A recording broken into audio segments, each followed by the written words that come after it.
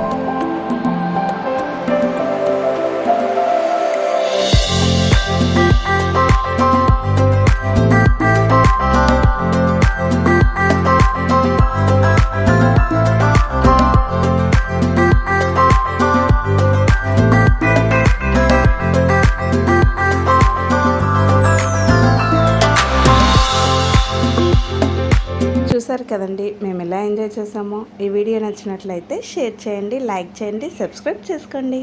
Bye bye.